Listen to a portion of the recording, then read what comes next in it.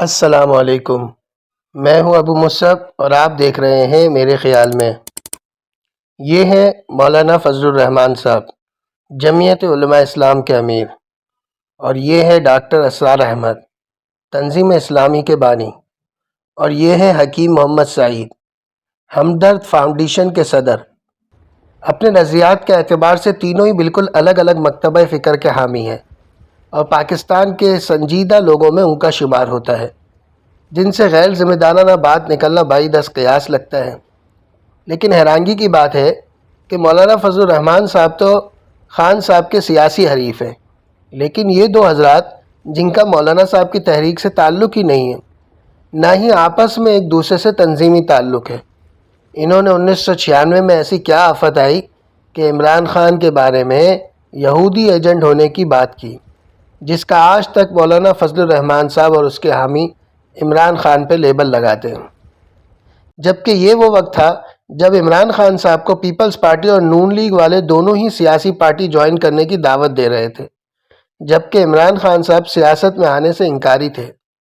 ایسے موقع پر ان دونوں سنجیدہ آدمیوں سے یہ بات سامنے آنا ایک پہیلی ہے کہ آخر عمران خان نے اس وقت ایسا کیا کیا تھا جس کی وجہ سے ان کے ذہن میں یہ بات آئی۔ خیال رہے کہ یہاں یہ بات نہیں چل رہی کہ یہ الزام ہے یا حقیقت، بلکہ موضوع یہ ہے کہ اگر یہ حقیقت ہے تو انہیں پتہ کیسے چلی، اور اگر الزام ہے تو انہیں شک کس وجہ سے ہوا۔ یہ ایک ایسا سوال ہے جس کے جواب کی تشنگی ان کی طرف انگلی اٹھانے والے کو بھی ہوگی، اور ان کی طرف اٹھنے والی انگلی پہ غضبناک ہونے والوں کو بھی۔ کچھ لوگوں کو تو اس بات پہ یقین بھی نہیں آتا کہ ان دونوں حضرات نے عمران خان کے بارے میں یہ بات کہی ہے، بلکہ اسے مخالف سیاسی جماعت کا پروپیگنڈا سمجھتے ہیں۔ تو جناب، آپ حضرات کی اطلاع کے لیے عرض ہے کہ واقعی ان حضرات نے عمران خان کی سیاست میں آنے سے پہلے اس بات کا خدشہ ظاہر کیا تھا کہ یہودی عمران خان کو بطور مہرہ تیار کر رہے ہیں اور اس کے ذریعے پاکستان کو کنٹرول کرنے کا ارادہ رکھتے ہیں۔ چلیے دیکھتے ہیں ان کا خیال انہی کی زبان۔ آرڈر آف دی ایلومیناٹی، جس کا شکار ابھی آپ کا عمران خان بھی ہو گیا ہے۔ معاشی اعتبار سے یہودیوں نے پورے یورپ کے اوپر اپنا تسلط قائم کر لیا تھا، اور یہ یہودی کون تھے؟ روتھشائلڈز، گولڈ سمتھس۔ یہ گولڈ سمتھ جس نے شکار کیا ہے تازہ عمران خان ایک ابھرتی ہوئی شے تھا، امیدیں وابستہ ہو رہی تھیں، پہلے ہی سے ایک ہیرو کی شکل میں تھا، وہ اسلام کی بات کرنے چلا تھا، وہ اپنے کلچر کی بات کرنے چلا تھا۔ گولڈ سمتھ 5 کروڑ پاؤنڈ تو پہلی سلامی ملنے والی ہے، یہ قیمت کس سے کی دی جا رہی ہے؟ غور کیجئے، اگر وہ سارا سازشی کردار جو یہود کا ہے وہ سامنے ہو تو ہر شے آپ کے سامنے بالکل ٹرانسپیرنٹ نظر آئے گی۔ ڈاکٹر اسرار صاحب کی بات آپ نے سنی لی، اب چلتے ہیں حکیم محمد سعید صاحب کی طرف۔ یہ جو آپ کے سامنے اسکرین پہ کتاب کا ٹائٹل شو ہو رہا ہے، یہ حکیم محمد سعید رحمۃ اللہ علیہ کی کتاب ہے جاپان کہانی، جس میں انہوں نے جاپان کا سفر نامہ لکھا ہے۔ اس دوران برسبیل تبصرہ عمران خان کا ذکر نکل آیا تو وہاں انہوں نے کیا لکھا یہ آپ کے سامنے اسکرین پہ نمایاں ہے، اسکرین شاٹ لے لیں اور اچھی طرح پڑھ لیں۔ اب ہم اپنے موضوع پہ آتے ہیں۔ بہت سے لوگ تو اس گتھی کو سلجھانے میں ناکام رہتے ہیں، اور بہت سے لوگ یہ سمجھ کے اپنا خیال جھٹک دیتے ہیں کہ جمائمہ خان سے شادی کرنے کی وجہ سے ان حضرات نے یہ بات کی ہوگی، حالانکہ خان صاحب نے تو ان کو مسلمان کر کے شادی کی تھی، لیکن یہ حضرات مطمئن نہیں ہوئے۔ لیکن سوال تو بنتا ہے نا کہ آخر کسی یہودی عورت سے محض شادی ہی کر لینا یہودی ایجنٹ ہونے کی دلیل تو نہیں ہوئی؟ اس طرح تو اب سے کچھ عرصہ پہلے تک شعیب ملک صاحب کو کوئی انڈین ایجنٹ کہہ دیتا۔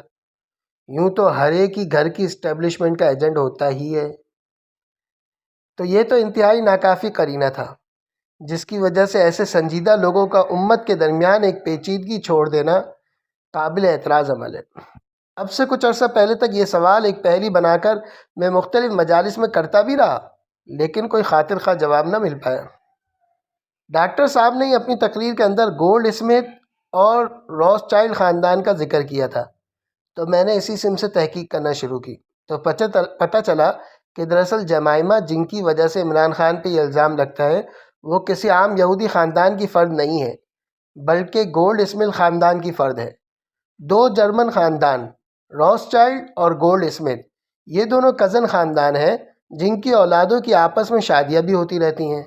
خود جمائمہ خان کے دونوں بھائی بین گولڈ اسمتھ اور زیک گولڈ اسمتھ دونوں کی شادی روتھسچائلڈ خاندان میں ہی ہوئی ہے۔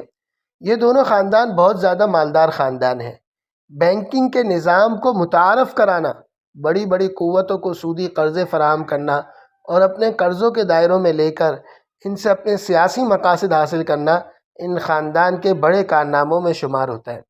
چنانچہ 20ویں صدی کے پہلے ہاف میں برطانوی حکومت، جو کہ دنیا کی سپر پاور کی حیثیت رکھتی تھی، کہتے تھے کہ ان کی حکومت میں کبھی سورج غروب نہیں ہوتا۔ ان کے بہت سارے پروجیکٹ میں، چاہے وہ عسکری ہوں یا اقتصادی، یہی انویسٹرز تھے۔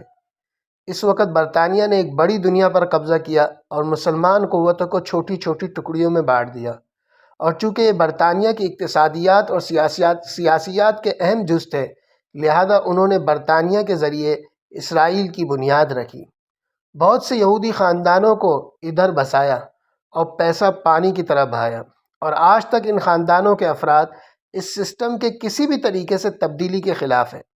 چنانچہ جمائمہ کا بھائی زیک گولڈ اسمتھ آج بھی CFI کا ممبر ہے، یعنی کنزرویٹو فرینڈ آف اسرائیل، کہ اسرائیل کے بارے میں قدامت پسندی کو برقرار رکھا جائے اور کسی قسم کے انقلابی مطالبے کو قبول نہ کیا جائے۔ آپ گوگل پہ زیک گولڈ اسمتھ کو سرچ کریں گے تو اس کے 2 ٹویٹ اس وقت پاکستان میں ٹرینڈنگ پہ ہیں، جو آپ کو نظر آئیں گے۔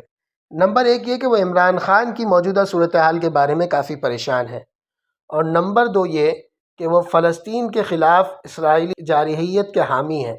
اسرائیل کے قیام اور بقا کے لیے ان خاندانوں نے اپنے ترکش میں سے 3 تیروں کا استعمال کیا۔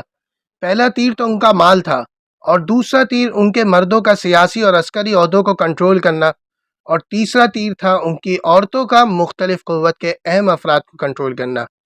جب عمران خان صاحب کی جمائمہ گولڈ اسمتھ سے شادی ہوئی تو اسی بنیاد پر ان 2 حضرات نے اپنے تحفظات کا اظہار کیا۔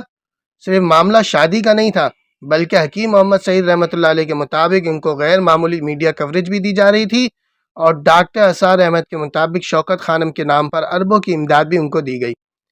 پھر بھی میرے خیال میں اگر شادی سے کچھ ثابت ہوتا ہے تو زیادہ سے زیادہ یہ کہ ان کی طرف سے خان صاحب کو شکار کرنے کی کوشش کی گئی، لیکن خان صاحب شکار ہو بھی گئے۔ اس موقف پر یہ تمام قرائن بطور دلیل ناکافی تھے۔ چنانچہ اس وقت مولانا فضل الرحمان صاحب کی طرف سے ایسی کوئی بات سامنے نہیں آئی تھی، بلکہ وہ اور عمران خان صاحب جب باہم شیر و شکر تھے۔ آپ نے سن ہی رکھا ہے کہ خان صاحب نے 2002 میں وزارت عظمیٰ کے امیدوار کے لیے مولانا فضل الرحمان صاحب کی حمایت کی تھی۔ تو آخر پھر ایسی کیا وجہ پیش آئی کہ جب باقی آوازیں خاموش ہونے لگیں تو JUI خان صاحب کے باقی مخالفوں کے ساتھ ساتھ اس الزام کو اٹھانے والے سب سے بڑی آواز بن گئے؟ چونکہ وقت کافی ہو چکا ہے، لہذا اس بات کو الگ سے ایک نئی قسط کے اندر واضح کریں گے، لیکن صرف اس صورت میں جب کہ آپ اس کو دیکھنے کے بعد اگلی قسط کو دیکھنے کی خواہش کا اظہار کریں۔ تو ملتے ہیں اگلی ویڈیو میں۔ ابو مصعب کو اجازت دیجیے، ہوم ورک ضرور کر لیجیے گا، یعنی اگر چینل مفید لگتا ہے تو اس کو سبسکرائب کر لیں، اور اگر ویڈیو کسی کے لیے مفید لگتی ہے تو اس کے ساتھ شیئر بھی کریں۔ السلام علیکم ورحمۃ اللہ وبرکاتہ۔